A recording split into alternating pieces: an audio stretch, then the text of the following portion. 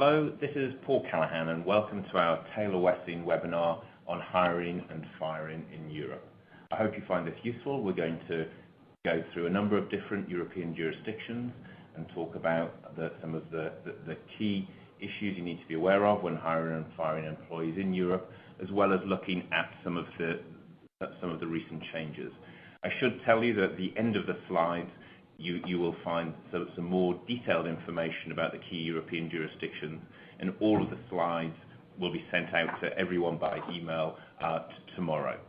So, although this webinar is for everyone, it's particularly targeted at people who either work in North America or who work for North American organizations. So some of the concepts we're talking about are from the perspective of what is normal if you're based in the US or in Canada. And a key point to make, which might not be obvious at the outset, is that every European country has very different employment laws. Now, there are some laws where there is similarity. There are laws that have come down from the European Union, which have to then be transcribed into each different country's national laws in their own way. And the discrimination laws are the most obvious ones there. But what you'll find, if you don't know already, is that much more important in most European countries are the unfair dismissal laws. So whereas in the US, in particular, you will be used to at-will employment, where people can be hired and fired at any time for any reason or no reason, that is not the case in just about every European country. And yet the rules and the ease of being able to terminate poorly performing employees or employees who commit misconduct varies dramatically from country to country. The UK has been for a long time and remains very much the most flexible place to do business in Europe. Its rules are the closest to North American, but again, still very different. And then other countries are renowned for having particularly difficult, complex dismissal rules. The French in particular have always had a reputation for being a difficult place to fire employees who are underperforming. But again, in France, as you're going to hear from one of my partners, the laws are changing there, and France is very much looking to change its reputation in that area. Some countries, not the UK particularly, but most of the rest of continental Europe, have works councils, and in some countries trade unions are very important, and it can be hard to take decisions regarding hiring and firing employees without dealing with and consulting with, and sometimes getting permission from those works councils. And so we'll touch on some of those issues too. But just to begin, I want to introduce Joe Aston, who's one of our senior associates, who can give a brief review of the law in the UK and some of the recent changes. You'll see this was meant to be Roxanne Bradley, but unfortunately Roxanne's sick, so Joe has very kindly agreed to step in. Joe, what would you say are the key issues you need to be aware of if you're looking to hire and fire people in the UK? Yes, thank you very much, Paul, and thanks to everyone for joining. I think one of the first points to mention is that the UK is and has been for some time seen as the gateway to Europe and indeed the rest of the world when it comes to expanding out and hiring and firing across the country, both from a geographical point of view and in terms of accessibility from a language point of view and that kind of thing. As Paul has touched on, employment law in the UK is particularly flexible in a number of ways, but there are obviously a number of things to be aware of in terms of hiring and firing.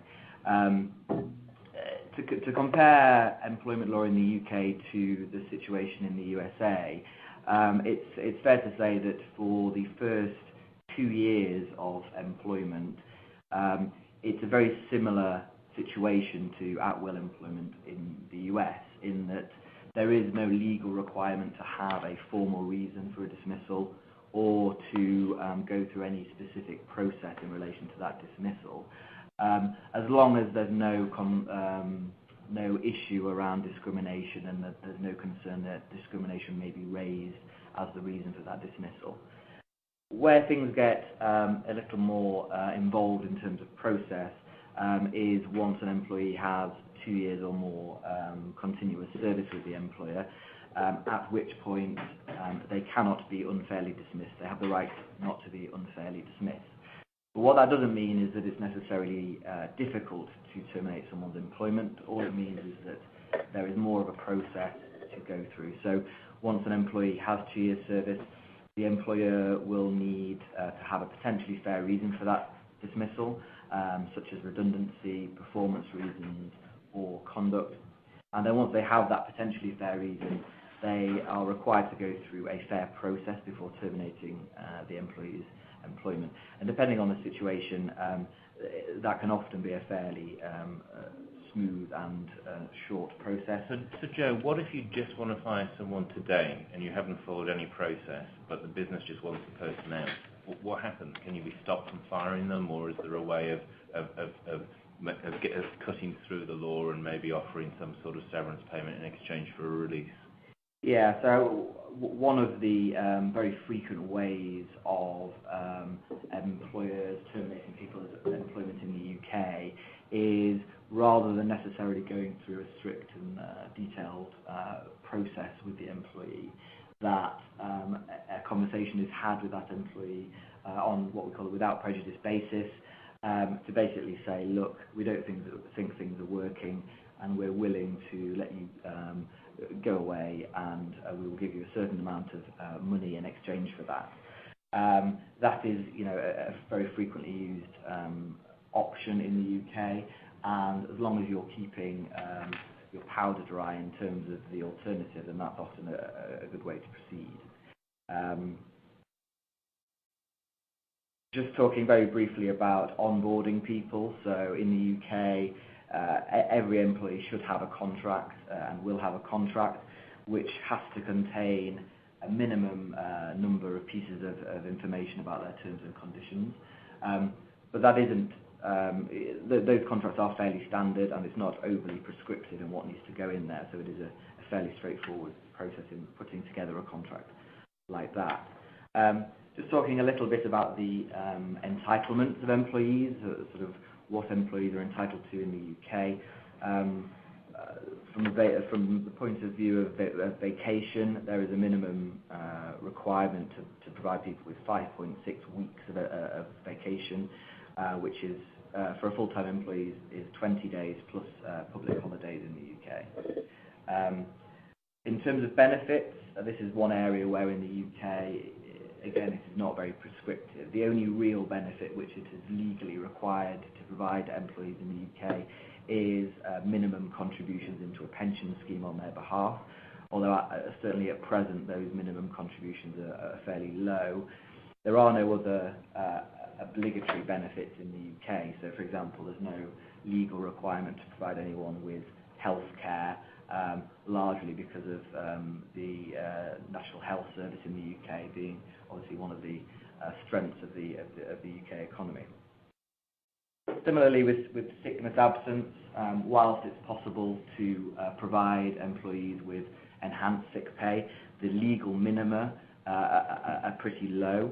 So there is no requirement to pay employees full pay whilst they're on sick leave.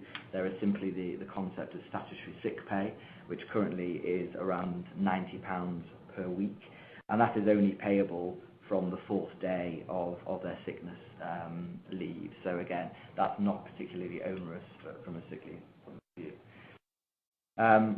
One issue which we're asked about quite frequently, including from US clients, is the concept of restricted covenant.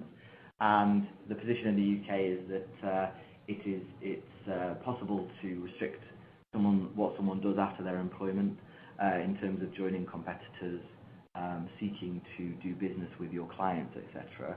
And indeed, this is a frequent protection which we include in employment contracts for our clients. The important thing is that they must go no further than is reasonably necessary to protect the company's business interests. And as a general rule, it's possible to enforce restrictive covenants up to a period of 12 months after termination. So moving on to what happens when you come to potentially want to dismiss an employee.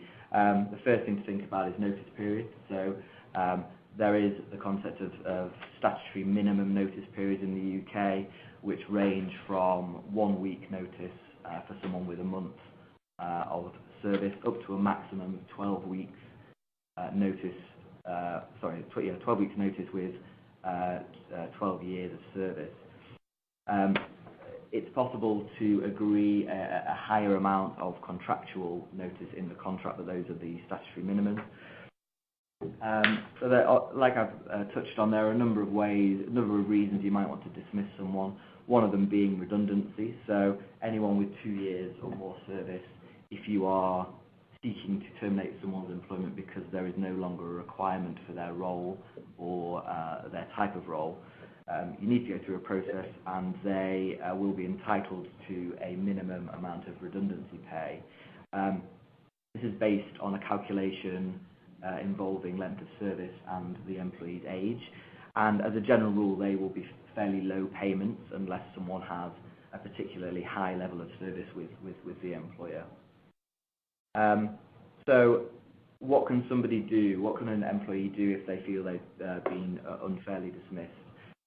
In the UK, they can bring a tribunal claim, and one of the kind of recent developments in UK law is that whilst the situation over the last 5 years or so has been that an employee would need to pay a fee in order to bring an employment tribunal claim, the Supreme Court in the UK has recently determined that that's no longer lawful.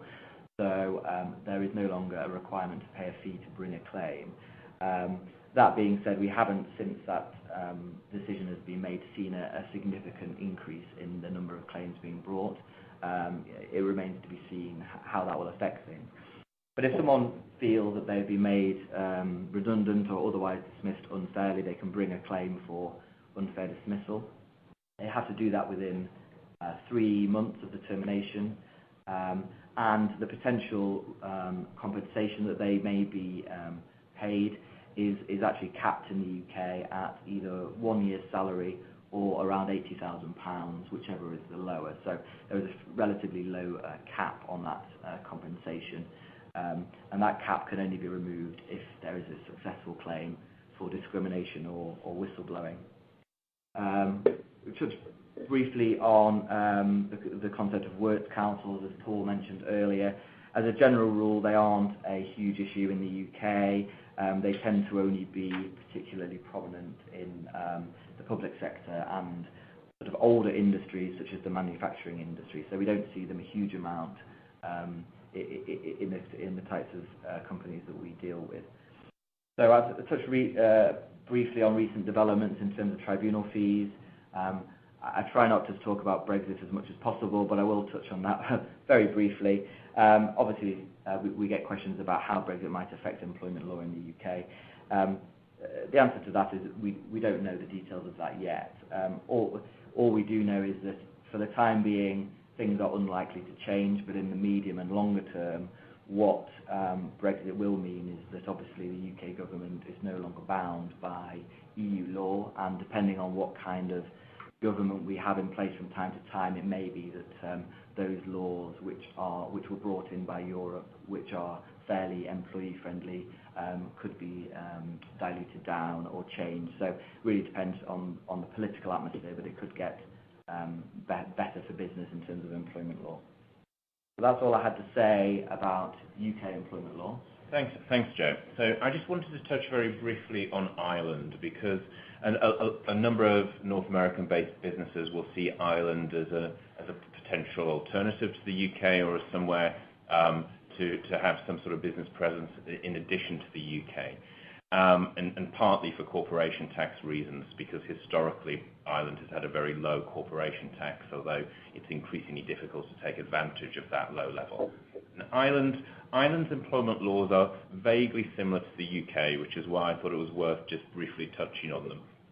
But essentially, they are a more employee-friendly version of UK law and more onerous for employers, and so therefore less business-friendly than the UK as a place for companies to set up. Often, clients don't appreciate how small Ireland is. It does have a very low population, as it mentions on that slide, slightly fewer people than the state of Alabama, just to put it into context. Joe talked about unfair dismissal rights in the UK, kicking in after 2 years service. In Ireland, it's just 1 year's service, so that's just another example of how employee-friendly it is in Ireland, relatively speaking. And also, as Joe said, to get compensation for unfair dismissal in the UK, the maximum is the lower of 1 year's pay or £80,000. Whereas in Ireland, it's a massive 2 years full remuneration, which can include the value of all benefits. So with a highly paid employee, it can become very expensive to fire someone in Ireland. Albeit, you can always still fire a person. It's just that you might have to get your checkbook out and it'll be expensive. In some of the European countries that we'll touch on, in fact, unless you follow the processes, you actually can't fire a person and they remain your employee. Another really important issue just to be aware of, a key difference between the UK, is that in Ireland it's normal for disciplinary procedures to be contractual. And what that means is that if you did just want to cut through them and try and do a deal, or even if you just wanted to fire someone, short-circuiting some of the processes, an employee can, and they often do in Ireland, go to court and get an injunction, a temporary restraining order, preventing you from firing someone. So that can be quite a shock for businesses that may just be used to North America or the UK. So that's just a few pointers on Ireland to be aware of if you're doing business there or thinking of opening in Ireland. Now I'm going to hand over to my partner, Christian Maron, who is going to talk us through what's going on in Germany. Christian's actually at the moment in California, where he's visiting a number of clients, and he's going to be with me in Washington, D.C. in November. Christian specializes in acting for North American businesses and advising them on German issues. Christian, as I understand it, Germany is a very flexible jurisdiction when you're small, although then things change and it actually becomes quite complex. Would that be an accurate description? Yes, it is. Good morning. In Germany, we have also no employment at will. And although German employment law is complex and subject to various statutory regulations, it is possible to dismiss employees. So if an employee has been employed for less than 6 months or is employed in an operation which regularly has 10 or fewer employees, the employee does not require any special things regarding a dismissal. Unless special protection applies to such an employee, the employment can be terminated by observing the applicable notice period without further requirements. In very exceptional circumstances, a dismissal may nevertheless be invalid if it violates good faith or good morals, e.g. if the termination was a matter of revenge or similar. But if you employ more than 10 employees, the employees enjoy general protection against dismissal under the German Dismissal Protection Act. And under this Dismissal Protection Act, dismissal is only socially justified if there is a valid reason for dismissal, which can be personal grounds, for example, long-lasting illness, misbehavior or misconduct. But there you have to first issue a formal warning, or you have business reasons, for example, the closure of a site or department. So therefore, you have to be aware of if you have more than 10 employees employed or not. Furthermore, you have a special protection against unfair dismissal, which applies to certain group of employees, like pregnant employees, employees during a parental leave, or severely disabled employees. In such cases, you need the prior approval of the competent authority in Germany, which is usually hard to obtain, but we manage to do it normally. And some words to the notice periods. For any ordinary dismissal, the applicable termination notice period needs to be observed. The length of the notice periods can either be agreed in the employment contract or the statutory notice periods apply otherwise.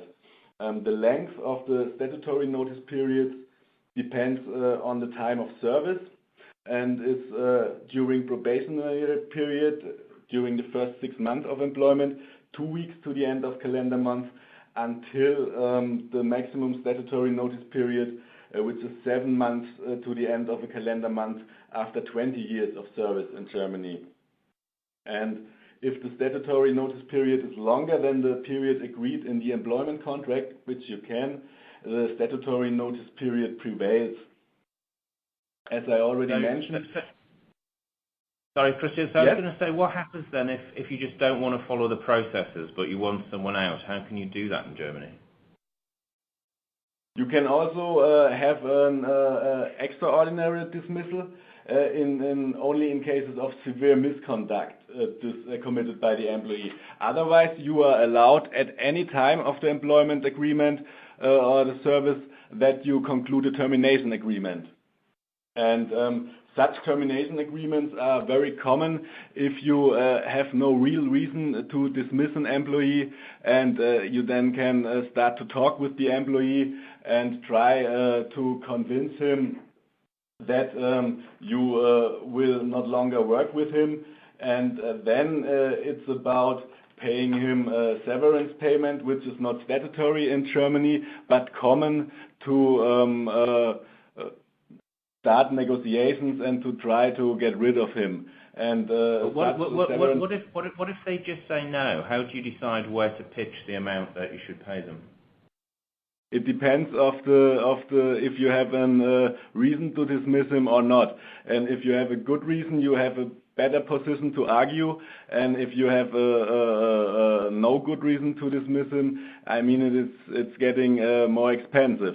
And as a rule of thumb, you can say that half a month's gross salary per year of service is a good starting point to negotiate. Right. Okay. And can you just tell us briefly about works councils, because they're a big deal in Germany, and that's a bit of an alien concept. Well, it's alien to people in the UK, and it's certainly alien to people in North America. Yes, but you don't have to be afraid of it.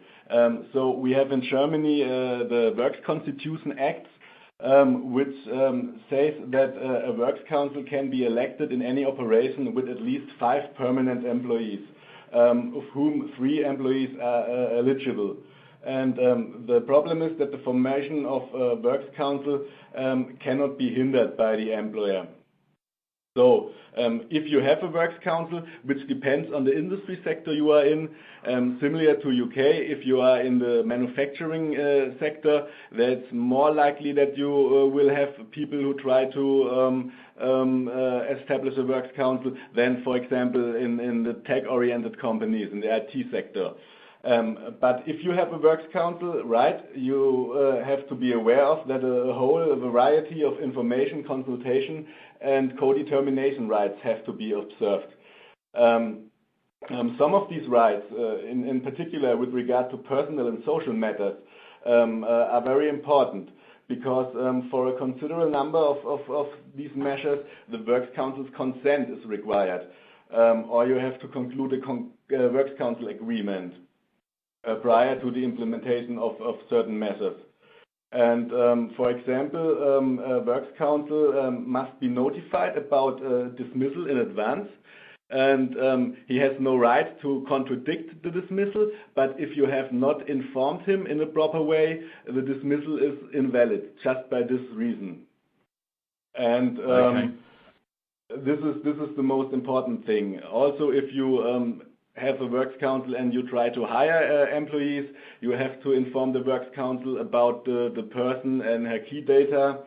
And furthermore, works council members enjoy special protection against dismissal.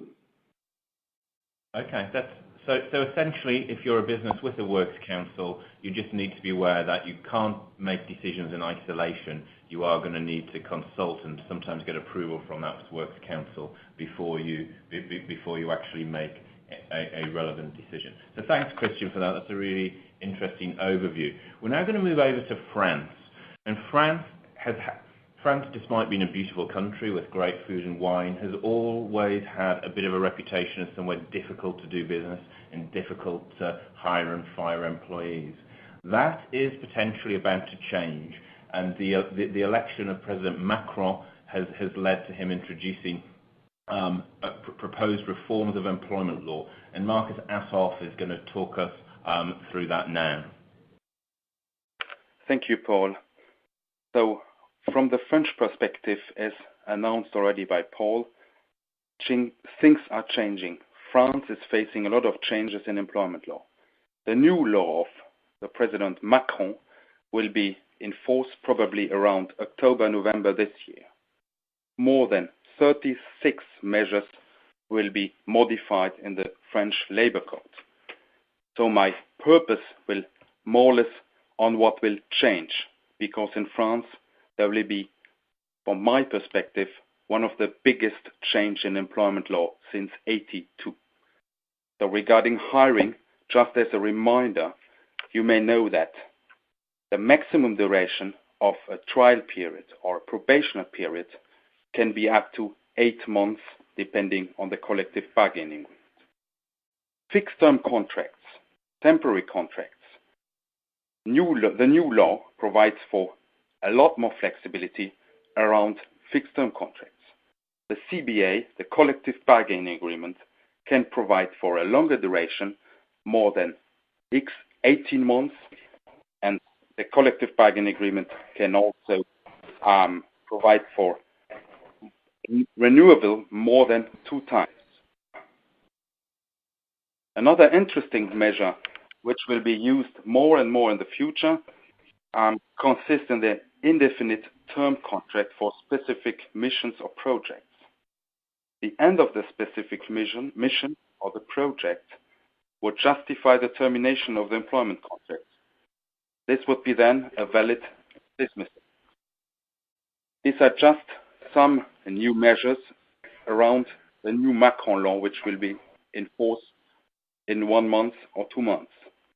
Regarding the termination of employment contracts, what are the main changes? The dismissal indemnity based on economic grounds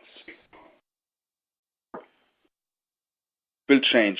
The reality of the economic reason of companies belonging to an international group will be assessed in France only, rather than including companies abroad belonging to the same group. So this is a major change. Before, you had to justify the economic grounds in France and on an international level. Tomorrow, with the new Macron law, we will only have to focus on France. This will be the same regarding the research of redeployment offers when you terminate for economic grounds. The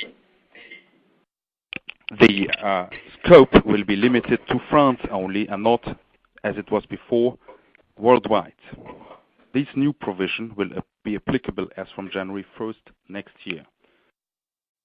There's an absolutely new measure which will enter into force, which consists in a collective termination on a voluntary basis. We have in France, as in other countries, a termination by mutual agreement between an employee and an employer. This measure will consist in a collective mutual termination between a group of employees and the employer, which is, in a certain way, a revolution for France. Also, a big change consists or concerns the drafting of a dismissal letter. Dismissal letter can be detailed again. For example, if the reason for the dismissal letter, after in the dismissal letter an employer has sent, is not sufficiently detailed, it may be completed at the employer's initiative or upon simple request of the employee, even after having sent the dismissal letter, which is also something completely new in France. As a counterpart, some minor changes consist in the higher, or let's say in a higher amount of the dismissal, legal dismissal indemnity, which will be in the future 25% of gross monthly remuneration per year of service, rather than 24% as before. The length of service, in order to benefit from such a legal dismissal indemnity, will be reduced to 8 months rather than 1 year as before. 2 other important changes are around litigation. The time frame to challenge a termination will be reduced to 12 months rather than 2 years, as it's the case today. Like in other countries, as explained by Paul regarding the UK, for example, in France, with a new law, damages will be capped in the event of an unfair dismissal, from a half a month of gross salary to 20 months, depending on length of service of the concerned employee. The capping will not be applicable in case of discrimination, harassment, or infringement of fundamental freedoms of the employee. As you can see, a lot of things will change in France. The mentioned measures are applicable as from the day the new law enters into force, normally around mid-October or in November, and for other measures as from January 1st next year. So thank you. I will hand over to my colleague from the Netherlands, Bart. So Bart, the Netherlands has always been a very popular jurisdiction for North American companies because it's seen as, because the language skills are significant and it's seen as quite a business-friendly environment. It can be quite difficult when it comes to hiring and firing employees, though. Do you want to explain some of the key issues? Yeah, thanks, Paul, for the introduction. Just briefly touching on hiring employees in the Netherlands, it's more or less the same as in the UK, meaning that it's rather uncommon to use an offer letter, but it is very common to have a contract in place which has some minimum mandatory requirements. Specifically in new businesses, tech-related businesses in the Netherlands, there is no collective bargaining agreement applicable, which means that you're obliged to basically use or apply the statutory minimum wages, which aren't that high, of course. But there's particularly one thing standing out in terms of terms and benefits in the Netherlands, and that's the continuing payment of wages in case of illness. As opposed to a lot of countries in Europe, in the Netherlands, you're obliged to, if you have a permanent employee, you're obliged to continue to pay at least 70% of his wages, which are capped to a certain amount, during 2 years of illness, which is a lot, even for European standards. The second thing standing out in the Netherlands in a more negative way is that you need a court order to terminate a permanent employee. The Dutch Civil Code contains an exhaustive list of what we call reasonable grounds for termination in case of a permanent employment contract.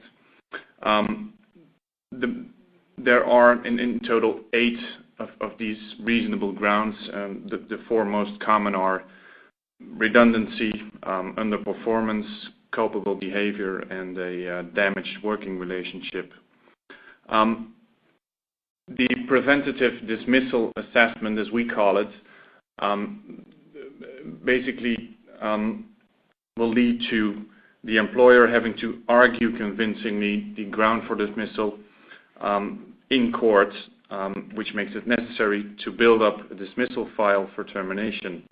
Just to give you an idea, in case of underperformance, in almost 50% of all court cases, the employer does not receive permission to terminate the employment contracts.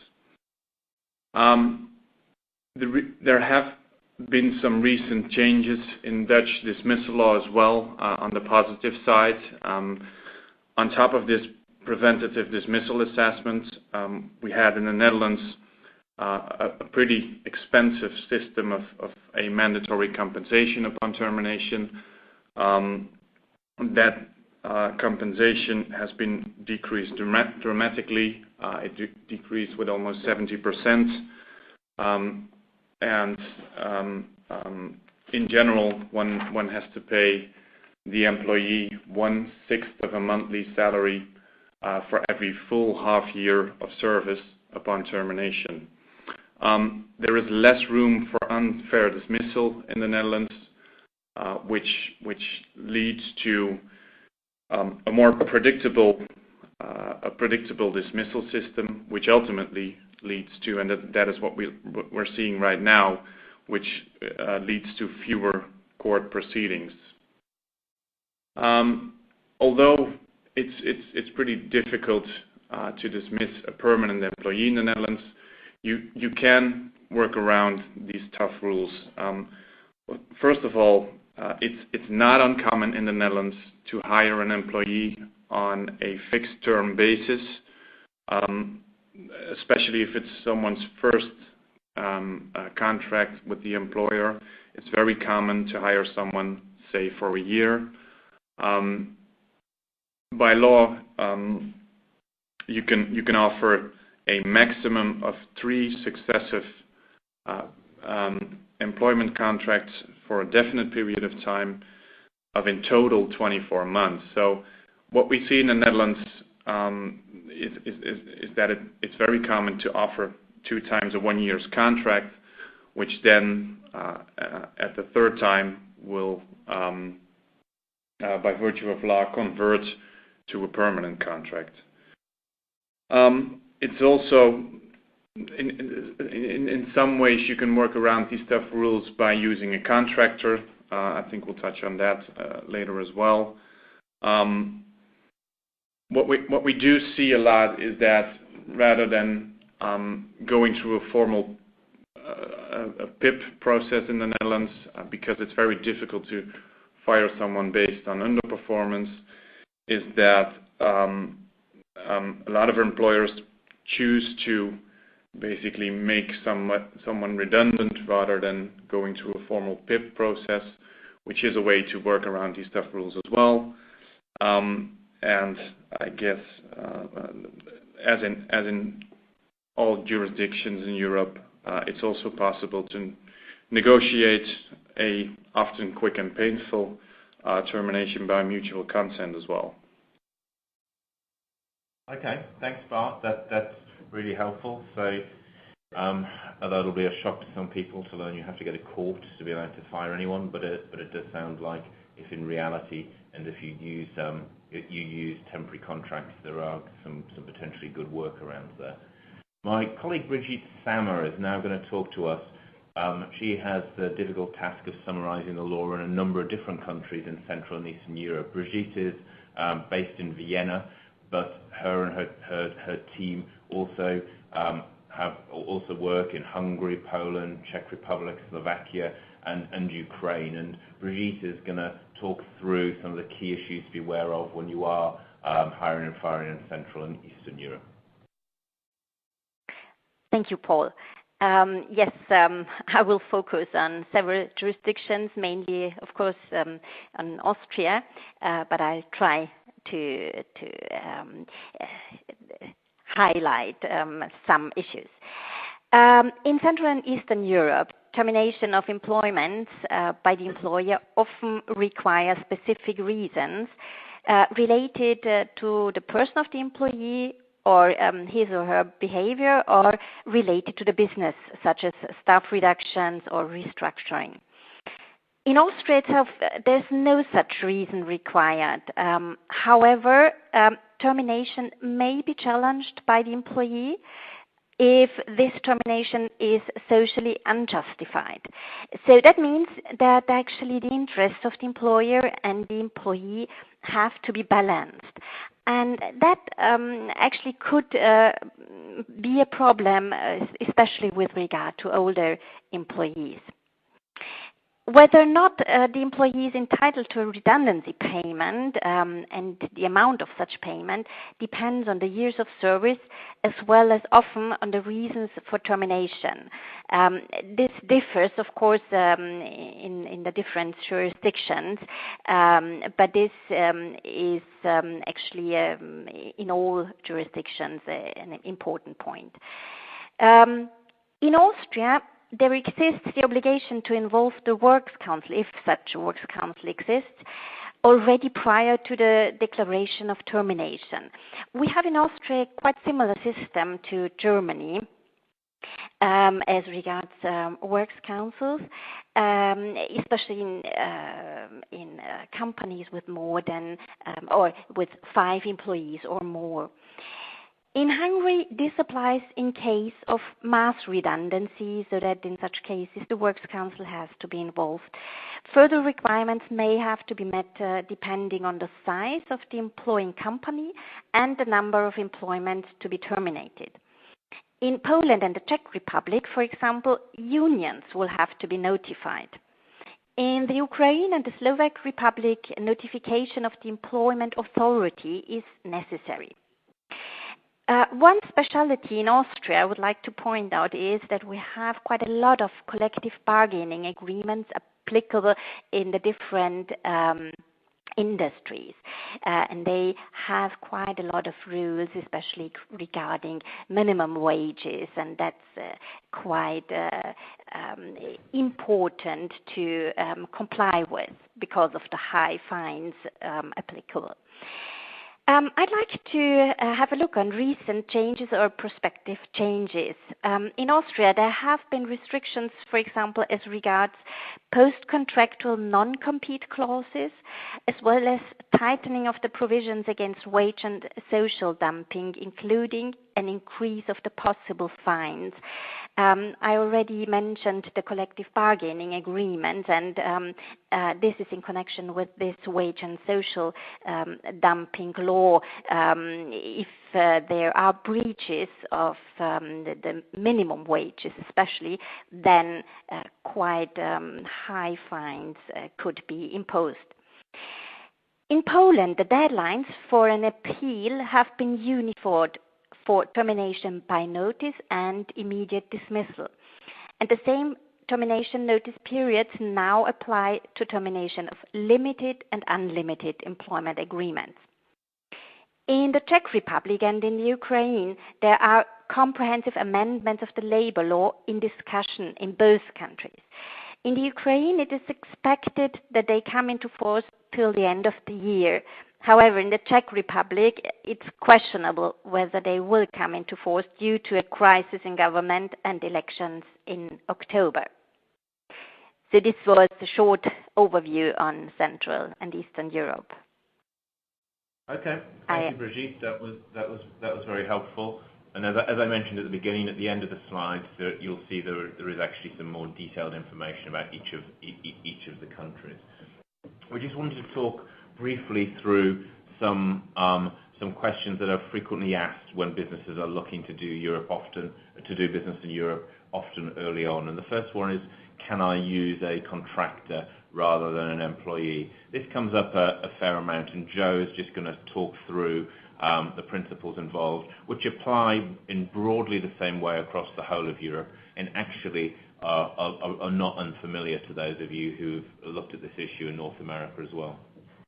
Yeah, thanks, Paul. I think the answer to the first question, can I use a contractor, is yes, depending on who you're wanting to engage. So the main point to take away from this is that you shouldn't just be deciding that someone should be engaged as a contractor because that's what you want to do, that's the arrangement you want to put in place. It's going to come down to an assessment of what that individual is doing day to day as to whether you can legally treat someone as an independent contractor or whether they are more likely to fit into the box of an employee. Just briefly touching on the kind of different ways people can be treated across Europe, and it's again, it is similar, for example, in the US. Generally, there are two different types of ways someone can be engaged, either as an employee or as a self-employed contractor. The situation in the UK is slightly different in that we have a middle ground way of engaging someone, which is as a worker, so worker status. And in the UK, a worker will have some of the rights that an employee will have, but not all of them. And there's been a lot of case law recently around what tests should be used to decide whether someone is an employee, a worker, or an independent contractor. Very briefly, some of those, the main issue with this is that there is no one test to determine whether or not someone should be a contractor. It will come down a lot to how much control the company has over the individual day to day, and also to what extent they are integrated into the business. So if they're coming into the office 5 days a week, they're working 40 hours a week, they're working essentially all of their working time on your business, then it may be the case that it's inappropriate to use them as a contractor. So the answer is yes, you can engage someone as a contractor, but it's important to do an assessment and also to get advice on whether or not that is the correct status, bearing in mind that this is not just a legal issue, but it's also a significant issue from a tax perspective, because obviously across Europe you will treat employees differently to how you treat contractors from a tax perspective. The general rule obviously being that someone who's self-employed, you as the company will be paying 0 or less tax, and also social security contributions on their behalf. So it's important to get both legal and tax advice on the issue of status. Thanks, Joe. And the second question on the list, which comes up a fair amount when a North American company has started off in the UK in the normal sort of way, and is then looking to hire someone in a different country, often Germany or France or the Netherlands to begin with, and they ask, can I use my UK company to contract with them? The answer to that is usually yes, at least at the beginning if you're just hiring your first person. Normally, you don't have to set up an entity in the particular continental European country, although the rules do vary slightly from country to country. But for the first person at least, they can usually be an employee of your UK company. But you just need to be aware of the fact that even if they're employed by the UK company, they're subject to the employment laws of the country where they physically work. So they can have, as I say, they can be employed by a UK company, but if they're physically based in Germany, then mandatory German law is going to apply, and that rule has effect in every country. Once you get over one employee, then sometimes you can continue with this model for 2 or 3 employees, depending on the country. But essentially, once you have a reasonable number of people, and it looks, then the tax authorities are going to jump in. And I should also just add, even though they might be employed by the UK company, you will always need to register for payroll taxes in whatever country that they're working in, and which is not necessarily onerous, but you will need to use a payroll company that can deduct taxes where they're physically based and not just in the UK. But once you get to a few employees, then it's very likely in most countries you'd be deemed to have a permanent establishment there, and then you will need to think about setting up a branch of the UK subsidiary formally, or potentially setting up a subsidiary in that country. But if you just want to dip your toe into the market, then using your UK company is a really good way to potentially do that. And then finally, touching on non-competes and whether they're enforceable. In the US and in Canada, the rules vary from state to state or province to province, and likewise in continental Europe. The rules are very different in each country. As Joe's already touched on the UK, where you don't need to, where they often are enforceable if they can be justified in a particular case, both non-competes and non-solicitation and non-dealing provisions, and you don't need to pay any continuation of salary in those countries, but it's very different in parts of continental Europe. Often you can still enforce the post-termination restrictions, but in Germany and France, for example, you need to pay the employees the salary that they would have got if they were still employed. So it becomes a real cost-benefit analysis in those countries as to whether you want to do that. Essentially, the message is that there is no one-size-fits-all when it comes to non-competes. And so if somebody really is important in more than one European country, then you probably need to have, even though it sounds really laborious, you probably need to have separate restrictions that cover the countries, the different countries that are really important to you. So in conclusion, we've touched on a number of different countries and talked about some of the challenges and some of the changes. Common law countries like the UK and Ireland are easier than the civil law countries in continental Europe, in that you can at least usually fire people and just pay them off if you don't want to follow the processes. As I say, it's not quite the entire story with Ireland, where you risk potentially an injunction in some circumstances, but it is in the UK, which continues to be the most business-friendly and environment in the UK. Although, as we've heard from Marcus, and as we've heard also from Bart and Christian, depending on the circumstances, there are ways in which hiring and firing employees in different continental European countries can be straightforward too.